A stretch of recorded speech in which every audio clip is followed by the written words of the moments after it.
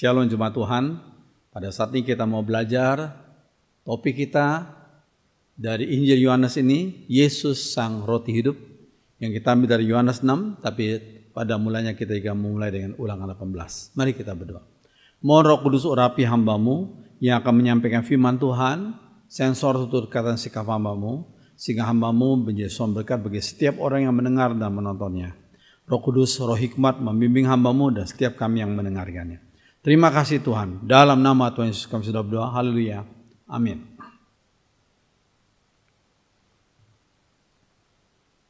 Ya, Yohanes 6 ayat 47 sampai 51. Aku berkata kepadamu, akulah roti hidup. Nenek moyangmu telah makan mana di padang gurun dan mereka telah mati. Inilah roti yang turun dari surga. Barang siapa makan darinya, ia tidak akan mati. Akulah roti hidup yang telah turun dari surga. Jikalau seorang makan dari roti ini, ia akan hidup selama-lamanya. Dan roti yang kuberikan itu ialah dagingku yang akan kuberikan untuk hidup dunia. Musa berkata, dalam Ulangan 18-nya, seorang nabi dari tengah-tengahmu, dari antara saudaramu, sama seperti aku, akan dibangkitkan bagimu oleh Tuhan Allahmu. Dialah yang harus kamu dengarkan. Saudara sekalian, orang-orang Yahudi menantikan nabi yang dijanjikan Tuhan dalam Ulangan 18 tadi lewat hambanya Nabi Musa. Ya, dan Nabi Musa berkata, orang itulah yang harus kalian dengarkan. Ya, terus kalian, Yesus adalah tokoh yang disebut dengan seorang nabi seperti aku, nabi seperti Musa.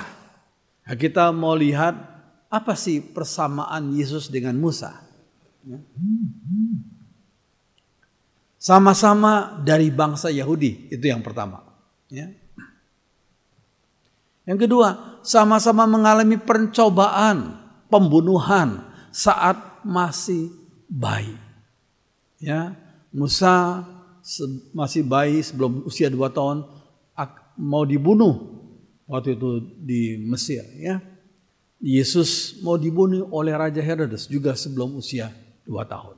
Ya. Iya. Sama-sama pernah berada dan keluar dari Mesir, ini pentingnya. Mereka, Musa dan Yesus sama-sama pernah berada dan keluar dari Mesir. Yang keempat, sama-sama disebut sebagai putra mahkota. Musa disebut sebagai putra mahkotanya Firaun. Ya, tetapi Yesus sebagai putra mahkota dari Allah Bapa di surga. Yang kelima, sama-sama rela meninggalkan istana untuk membela umat. Musa rela meninggalkan istana Firaun untuk membela umat Israel. Yesus rela meninggalkan istana dari segala istana, yaitu surga, untuk menebus umat pilihannya. Puji Tuhan. Yang keenam, sama-sama pernah di padang gurun. Ya, Musa pernah bertugas di padang gurun selama 40 tahun. Dan Yesus pernah berpuasa di padang gurun selama 40 hari. Yang ketujuh, sama-sama disebut sebagai gembala. Musa sewaktu lari dari Mesir mengembalakan, ya, domba-domba, ya. Dan disitulah Tuhan panggil dia. Ya. Dan Yesus dalam Yohanes 10 dikatakan, akulah, kata Yesus, gembala yang baik. Ya. Iya, kita lihat di situ. Ya. Sama-sama melakukan banyak mujizat. Salah satu mujizat yang pertama adalah ketika Musa dengan Harun tuh melemparkan tongkat dan berubahlah jadi ular. Ya. Ternyata oleh Elinujum juga bisa melemparkan tongkat mereka dan menjadi ular. Tapi ular yang dari tongkatnya Musa itu bisa memakan ular yang dibuat oleh para ahli nujum itu. Ya. Iya.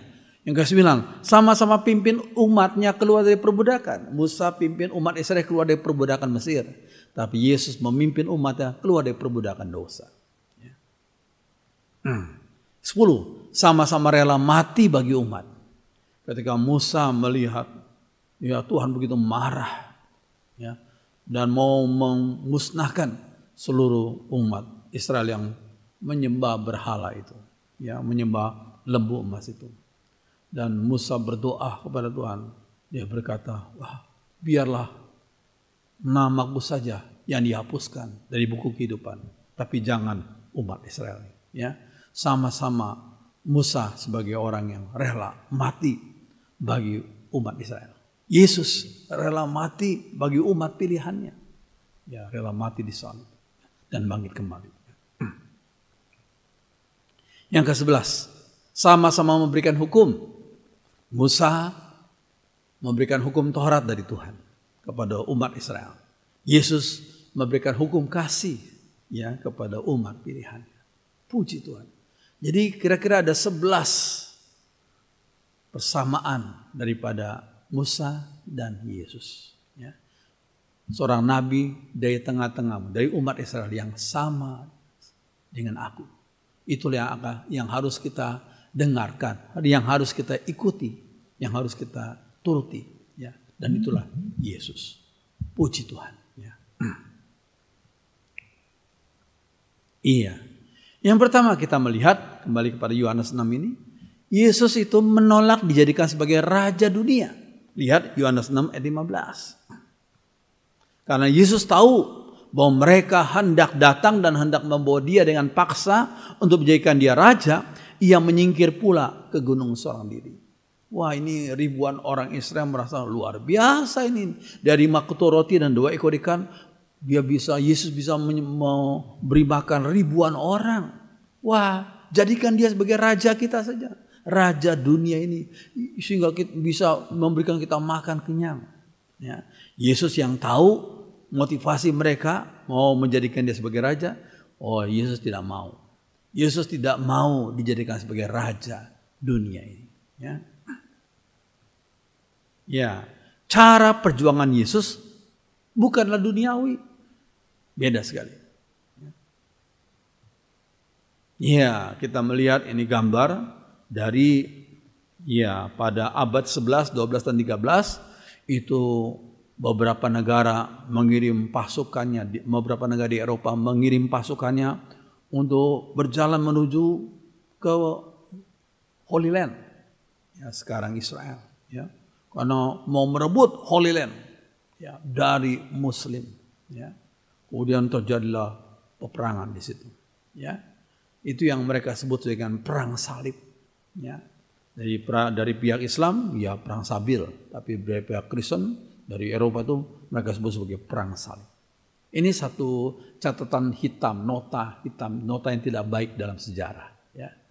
Nah, ini perang salib bertujuan untuk politis dan ekonomi. Ya. Yesus itu datang bukan untuk perjuangan secara duniawi seperti perang salib itu, ya, tapi dia mempunyai tujuan yang jauh lebih mulia, yaitu menebus umat pilihannya dari hukuman dosa dan dari genggaman kuasa gelap. Puji Tuhan. Ya, sekarang pertanyaannya, bolehkah hamba Tuhan menjadi anggota legislatif? Hamba Tuhan bolehkah menjadi anggota legislatif? Jawabannya boleh saja, asal sesuai dengan panggilan Tuhan kepada tiap-tiap orang berbeda-beda. Ada yang dipanggil menjadi pendeta, ada yang dipanggil menjadi anggota legislatif dan lain-lain. Ya, misal Daniel dipanggil sebagai nabi dalam dunia politik. Ya. Tapi Tuhan memanggil Rasul Paulus khusus 100% untuk mengabarkan Injil ke berbagai tempat. Ya, kecuali di tempat macam Korintus, karena jemaat Korintus pelit-pelit, Paulus itu menggunakan skillnya untuk membuat tenda, membuat kemah, untuk mendukung pelayanannya. Tapi bukan untuk membuat dia kaya secara jasmani. Tapi di Filipi, di mana jemaat Tuhan dengan setia mendukung hambanya, ya dia nggak perlu kerja lagi. Dia 100%, 100% tekun dalam pengabaran Injil. Ini satu hal yang penting dari Rasul Paulus. Ya, ya kita melihat ini ada Profesor Dr. J.E. Saitapi, tapi beliau sudah almarhum. Ya. Beliau sebagai ahli hukum, ya, ahli hukum dari Surabaya ini yang terkenal. Ya. Tuhan menjadikan dia sebagai hamba Tuhan di bidang hukum di Indonesia. Dia orang Kristen, ya, anak Tuhan. Dan orangnya terkenal sebagai orang yang tidak kompromi, ya, dan dia tidak segan-segan menegur kalau ada yang bersalah, yang tidak sesuai dengan perintah Tuhan. Ya. Jadi yang terpenting adalah hiduplah sesuai dengan panggilan Tuhan dan memancarkan terang Tuhan dan sebagai garam dunia. Yesus adalah terang dunia. Kita hanya sebagai reflektor daripada terang Kristus di dunia ini. Dan Tuhan berkata, kamulah garam dunia juga. Jadi umat Tuhan juga sebagai garam dunia di bidang kita masing-masing. Puji Tuhan. Iya. Yang kedua, Yesus tahu motivasi orang-orang yang menyanjungnya. Apa motivasi orang-orang untuk menyanjung Yesus? Lihat Yohanes 6 ayat 26. Yesus menjawab mereka, aku berkata kepadamu, sesungguhnya kamu mencari aku bukan karena kamu telah melihat tanda-tanda, tapi karena kamu telah makan roti itu dan kamu kenyang. Jadi Yesus mau dipakai oleh mereka untuk dijadikan sebagai raja supaya mereka bisa, ya mungkin gak perlu kerja karena Yesus mampu melakukan mujizat kok, memberikan mereka makan sampai kenyang, bahkan lebih 12 bakul roti bisa sisanya. Ya. Jadi Tuhan Yesus tidak mau diperalat oleh orang-orang seperti itu. Mereka menyanjung Yesus supaya Yesus bisa diperalat oleh mereka. Ya. Nah, Yesus itu tidak mabuk oleh pujian. Ya. Sekalian, ia fokus pada misi yang Bapa berikan kepadanya, Bapa surgawi. Ya. Walaupun manusia memuji dia, menyanjung dia, tapi Yesus tahu dia tidak mabuk oleh pujian manusia. Pertanyaannya cuma yang paling utama adalah, apakah Bapa berkenan kepada tindakannya? Ya. Nah, kesetiaan orang-orang Yahudi waktu itu bergantung pada makanan. Mereka sudah dikenyangkan oleh roti yang Yesus perbuat mujizat itu. Ya. Nah, mereka mau peralat Yesus untuk kepentingan pribadi mereka. Dan kesetiaan macam gitu tidaklah tahan uji. Kita mau setia iring Tuhan, pertanyaannya apa motivasi kita iring Tuhan? Apakah kita sudah siap menerima ujian, tantangan, kesulitan yang Tuhan izinkan kita alami? Ya, ini kalau kita melihat di negara kita sekarang ini sedang bersiap-siap untuk pemilu pada bulan Februari yang akan datang. Ya. Ada paslon tertentu yang menjanjikan makan siang gratis, sudah bisa bayangkan. Setiap hari selama bertahun-tahun, 5 tahun makan siang gratis. Sudah bisa bayangkan berapa triliun habis untuk program seperti gini. Itu ada salah satu paslon yang menjanjikan hal gitu untuk menarik perhatian masyarakat. Tapi ada juga paslon yang lain yang lebih bijak dan yang lebih mulia. Dia berkata janjinya tentang pendidikan. Dia berkata kalau dia terpilih dengan pasangannya, satu keluarga miskin ada satu sarjana. Itu janjinya dia. Satu keluarga miskin di Indonesia akan ada satu sarjana yang bisa bekerja dengan baik dan bisa mendukung dan mengangkat ekonomi keluarga. Ini saya pikir janji yang bagus, janji tentang pendidikan seluruh rakyat Indonesia. Inilah yang perlu kita dukung. Ini janji yang bagus. Ya, yang ketiga, Yesus mengoreksi motivasi yang keliru dari orang-orang Yahudi waktu itu. Ya, saudara sekalian lihat gambar ini. Gambar dari Yudas, satu-satu murid yang dicatat Alkitab yang pernah mencium Yesus. Tapi menciumnya adalah untuk menandakan ini orang yang perlu ditangkap, ini yang orang yang aku jual dengan 30 keping perak ini. Jadi ciuman Yudas adalah ciuman untuk menjual. Ciuman yang sungguh-sungguh tidak murni dan tidak bagus motivasinya. Ya. Tuhan Yesus berkata apa kepada orang banyak itu? Bekerjalah bukan untuk makanan yang akan dapat binasa, tapi untuk makanan yang bertahan sampai kepada hidup yang kekal, yang akan diberikan anak manusia kepadamu. Sebab dialah yang disahkan Bapa Allah dengan meterainya. Ini satu statement yang penting. Bekerjalah bukan untuk makanan yang akan dapat binasa. Setiap hari kita bekerja untuk cari rezeki, tapi jangan hanya bekerja untuk itu. Tapi kita dengarkan dari Tuhan, bekerjalah untuk mendapatkan makanan yang bertahan sampai kepada hidup yang kekal. Apa itu? Ya kalau kita percaya Yesus, ya, maka iman kita yang menyelamatkan itu akan berdampak sampai kekekalan. Puji Tuhan. Ya, Yesus lebih mementingkan motivasi yang benar, bukan jumlah pengikutnya. Jumlahnya ribuan, tapi Yesus melihat jumlahnya ribuan, tapi motivasi mereka ikut Yesus salah, sehingga Yesus mau arahkan mereka, walaupun akibatnya membuat ribuan orang juga kecewa. Kenapa mereka kecewa? Karena Yesus tidak mengikuti kemauan mereka. Mereka tinggalkan Yesus. Ya nggak apa-apa. Ya, Yesus lebih mementingkan motivasi yang benar dan bukan jumlah pengikutnya yang mengikutnya dengan motivasi yang keliru. Yang keempat, Yesus menyatakan keunggulan dirinya dibanding dengan para nabi. Yesus unggul dibanding dengan para nabi. Ya, lihat Yohanes 6 ayat 35. Kata Yesus kepada mereka, "Akulah roti hidup. Barang siapa datang kepadaku, ia tidak akan lapar lagi. Barang siapa percaya kepadaku, ia tidak akan haus lagi." Lalu sekalian, ya, waktu orang Israel berada di padang gurun selama 40 tahun, setiap pagi sebelum matahari terbit, Tuhan memberikan mana, roti dari surga yang turun bersama dengan embun pagi yang turun. Ya, turun dari langit untuk memberi hidup sementara, untuk menopang kehidupan mereka sementara di dunia ini. Itulah mana.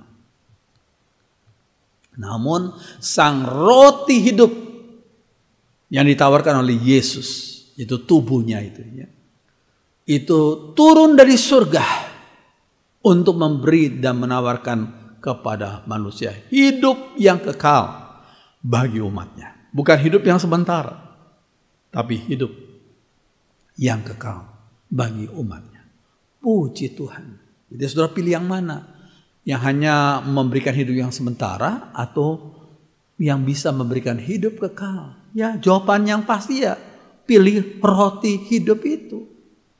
Ya, pilih roti hidup. Percaya pada Yesus itu bagi juru selamat. Iya, ada satu lagu lama waktu saya masih anak sekolah minggu di Jakarta.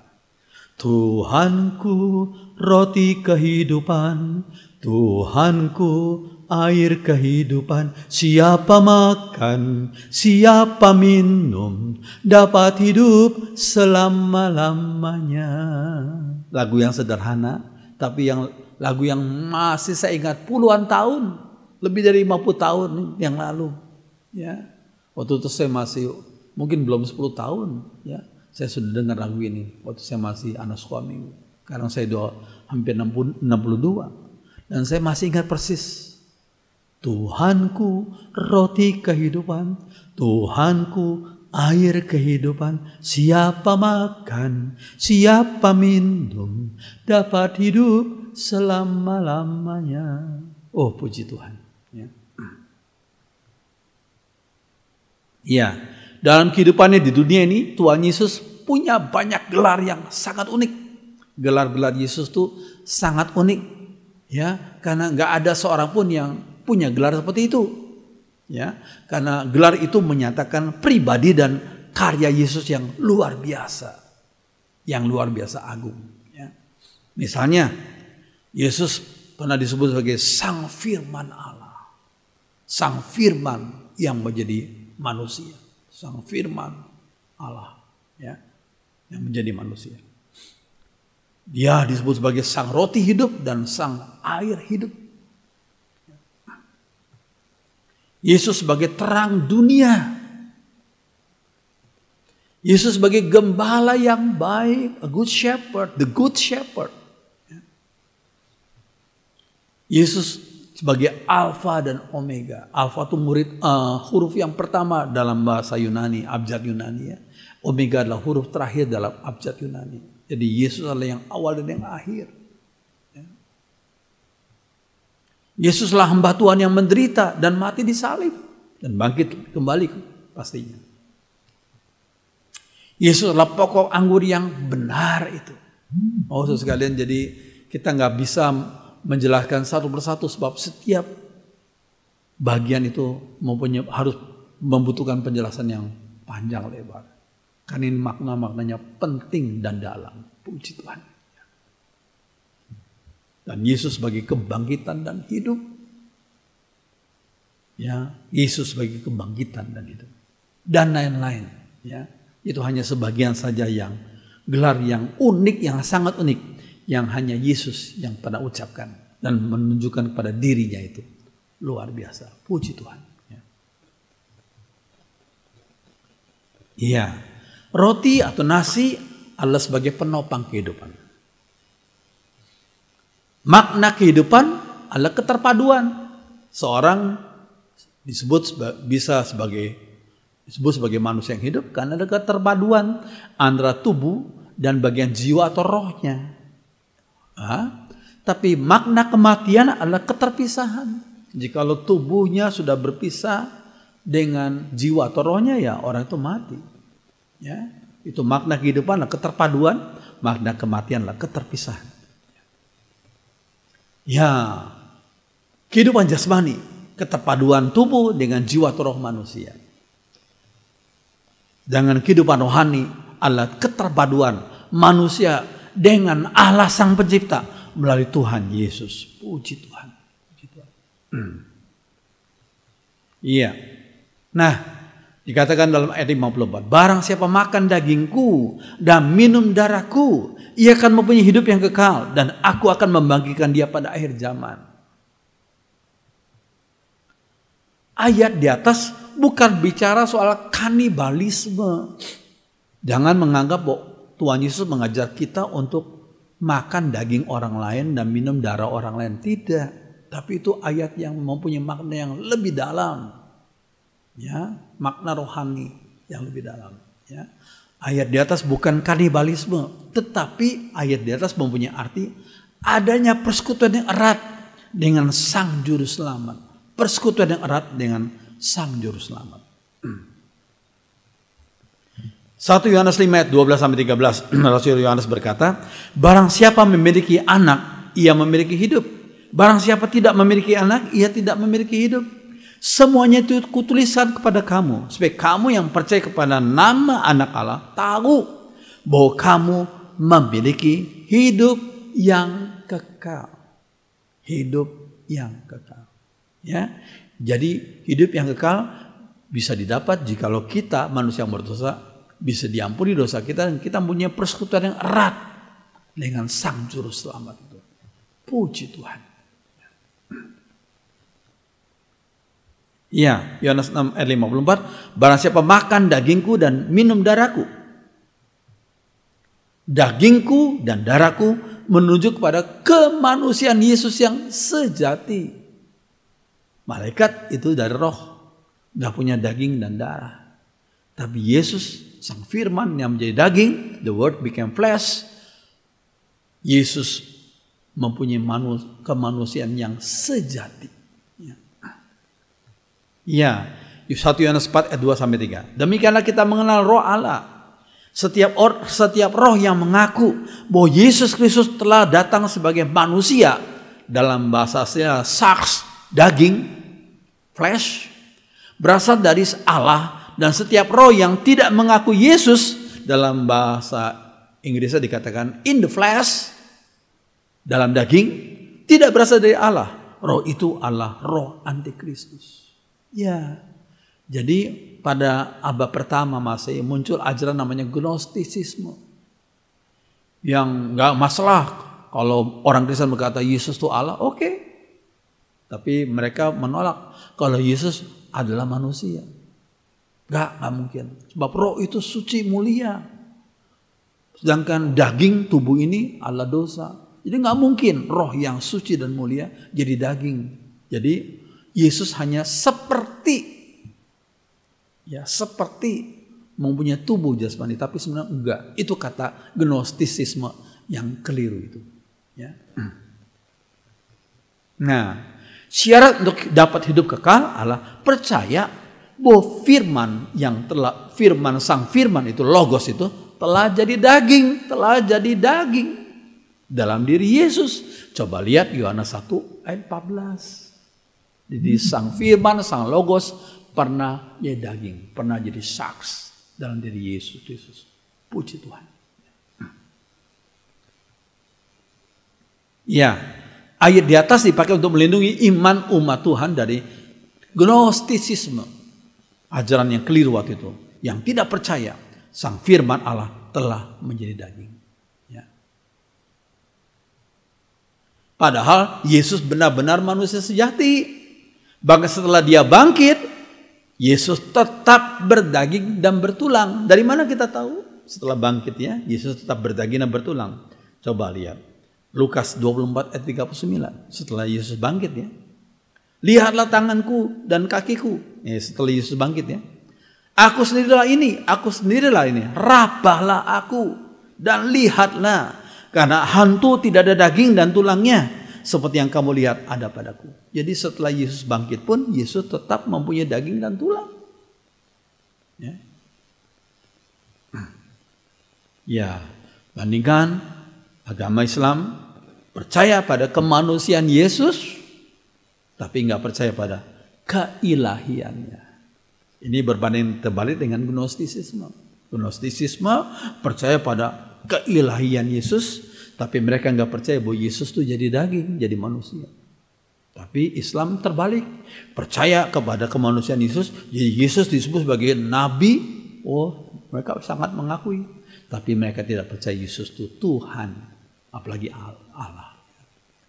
Tapi dalam kekristenan, Yesus adalah manusia sejati dan Allah sejati. Ya, Alkitab menyatakan bahwa Yesus adalah Allah 100% dan Yesus adalah manusia 100%. Adakah manusia seperti itu? Ya hanya satu, the only, yaitu Jesus only. Ya, penting. Kenapa hanya Yesus? Ya karena Yesus adalah Allah, sang firman yang menjelma jadi daging. Dia jauh lebih hebat daripada kita manusia biasa ini. Ya. Puji Tuhan. Iya, ingat kesaksian daripada Bapak Junaidi Salat almarhum, ya. Ini orangnya, ya. Sekarang sudah dipanggil Tuhan, ya. Sebelum memutuskan untuk jadi Kristen, itu terjadi tahun 1984. Junaidi Salat sempat bergumul selama 2 tahun. Ini menurut kesaksiannya, ya. Sudah lihat di internet, ya. Selama 2 tahun itu ia beribadah di 2 tempat yang berbeda. Dia beribadah pada hari Jumat, sudah tahu beribadah di mana hari Jumat. Dan kemudian dia juga beribadah pada hari Minggu, dia ke gereja. 2 tahun. Oh, Roh Kudus menolong dia dengan memberikan bisikan yang terus berkumandang di hatinya. Nah, Roh Kudus berbisikkan apa? Carilah kebenaran, maka kamu akan diselamatkan. Carilah kebenaran, maka kamu akan diselamatkan. Dari situ ia belajar firman Tuhan, Alkitab, dan menjadi pengikut Kristus, bahkan menjadi seorang evangelis yang memberitakan Injil Kristus lewat lagu pujian, ya. Lagu pujian yang bersifat gaya Betawi gitu ya. Banyak orang mengenal Yesus. Puji Tuhan, puji Tuhan. Beliau sekarang sudah dipanggil Tuhan dan rohnya sudah bersama dengan Tuhan di surga. Puji Tuhan. Ya, jika firman tidak menjadi manusia sejati, tidak mungkin ia mati disalib. Iya. Jika firman tidak menjadi manusia sejati, tidaklah mungkin ia bisa mati di salib. Jika Yesus tidak mati di salib, berarti tidak ada penebusan bagi umatnya. Ini pentingnya. Karena penebusan bagi umatnya adalah karena pengorbanan Yesus di atas salib. Jika Yesus tidak mati di salib, berarti iblis masih belum dikalahkan. Nah, ini penting sekali. Dari mana kita tahu ini? Lihat Kolose 2 ayat 14 sampai 15.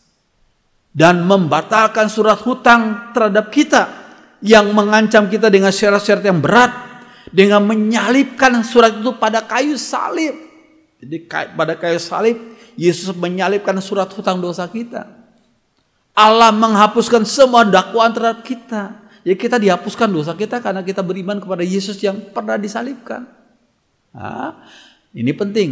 Pada salib itu Kristus membuat segala roh-roh yang memerintah dan berkuasa menjadi nggak berdaya lagi. Justru di salib itulah Yesus mengalahkan iblis dan roh-roh jahat, diabolos dan the demons.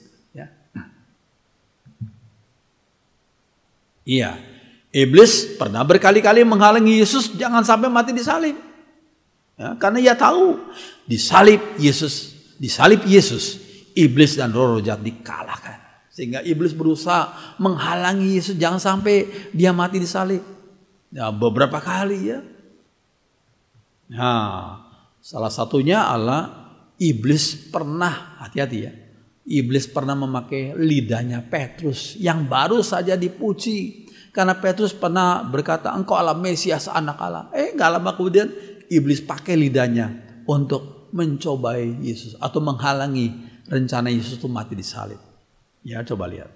Matius 16 ayat 22 dan 23. Tetapi Petrus ketika Yesus menyatakan bahwa dia adalah Mesias yang akan mati di salib, Petrus menarik Yesus ke samping dan menegur dia, katanya, Tuhan, kiranya Allah menjauhkan hal itu. Hal itu sekali-kali tidak akan menimpa engkau. Jadi maksud engkau tidak akan mati di salib. Lalu bagaimana respon Yesus? Yesus sama sekali tidak memuji Petrus. Bahkan dia mengatakan hal yang keras sekali. Maka Yesus berpaling dan berkata kepada Petrus, nyahlah iblis. Engkau satu batu sandungan bagiku. Sebab engkau bukan memikirkan apa yang dipikirkan Allah, tapi apa yang dipikirkan manusia. Bukan berarti Petrus sama dengan iblis. Petrus ya Petrus, iblis ya iblis. Cuma pada waktu itu iblis pernah memakai lidahnya Petrus untuk menghalangi rencana Yesus mati di salib. Karena kenapa demikian? Kenapa iblis tidak senang kalau Yesus mati di salib? Justru kalau Yesus mati di salib, disitulah iblis dan roh-roh jahat dikalahkan dalam dunia rohnya. Sehingga Yesus menegur Petrus dengan lidahnya pernah dipakai oleh iblis. Enyahlah iblis. Itu kata Petrus, kata Yesus kepada Petrus. Ya. Iya. Minum darah Yesus. Nah, ini apa artinya? Darah adalah kehidupan dan kehidupan adalah milik Allah. Imamat 17 ayat 14. Karena darah itulah nyawa segala makhluk. Sebab itu aku telah berfirman kepada orang Israel, darah makhluk apapun janganlah kau makan. Darah itulah nyawa segala makhluk. Ya. Darah Yesus menuju kepada pengorbanannya di salib. Puncak misinya di dunia. Puncak misi Yesus bukanlah Yesus menyembuhkan orang sakit, bukan Yesus membangkitkan Lazarus, bukan. Tapi puncak misi Yesus di dunia adalah mati di salib, kemudian bangkit. Ya. Luar biasa. Jika ingin mendapat hidup yang kekal, terimalah kehidupan dan pengorbanan Yesus dalam hati kita semua. Sekali lagi. Jika ingin mendapat hidup yang kekal, terimalah kehidupan dan pengorbanan Yesus dalam hati kita. Dan berimanlah kepada karya Yesus yang luar biasa. Yang rela berkorban, yang rela mati dan bangkit kembali. Dan tidak mati lagi. Untuk menebus kita orang berdosa. Puji Tuhan. Biarlah firman Tuhan menjadi berkat bagi kita semua. Mari kita nyanyikan satu lagu. Iya. Saat ku masuk ke hadirat-Mu. Mari kita berdiri, nyanyikan lagu ini bersama-sama. Saat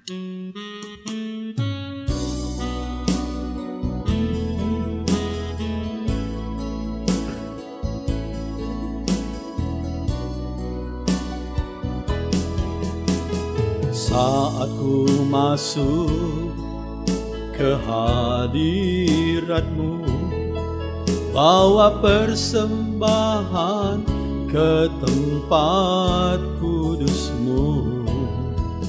Pujian ku naikkan, sembah ku berikan bagi-Mu Allah yang mulia. Kau layakkan ku menghampiri-Mu, melihat tata kemuliaan-Mu Tuhan. Pujian ku naikkan, sembah ku berikan bagi-Mu Allah yang mulia.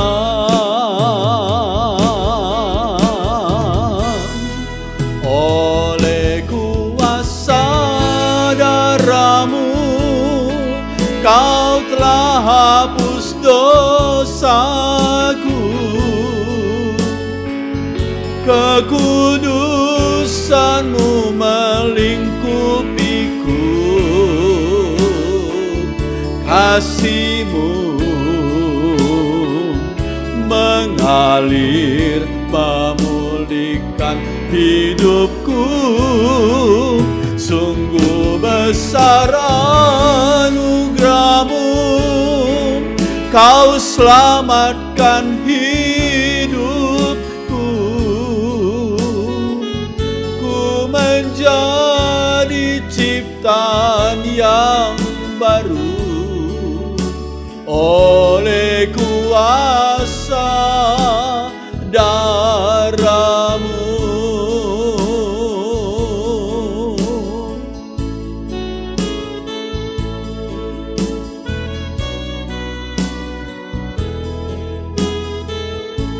Perempuan saja, saat ku masuk ke hadirat-Mu, bawa persembahan ke tempat kudus-Mu. Pujian ku naikkan, sembah ku berikan bagi-Mu Allah yang mulia. Pria saja, Kau layakkan ku menghampiri-Mu, melihat tata kemuliaan-Mu Tuhan. Pujian ku naikkan, sembah ku berikan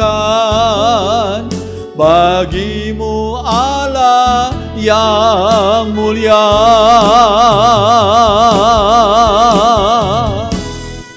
Oleh kuasa darah-Mu, Kau telah hapus dosaku.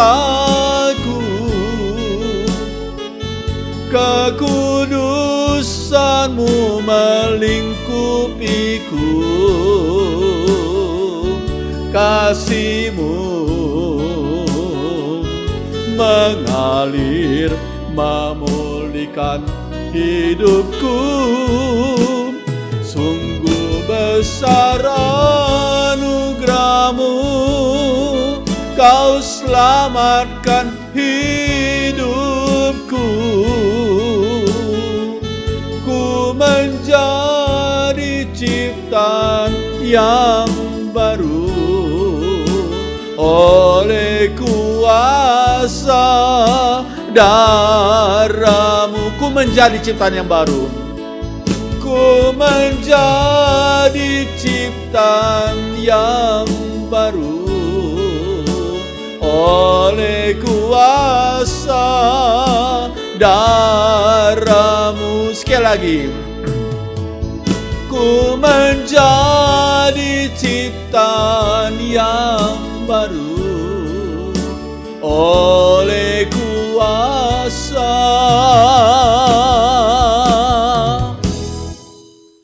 darah-Mu.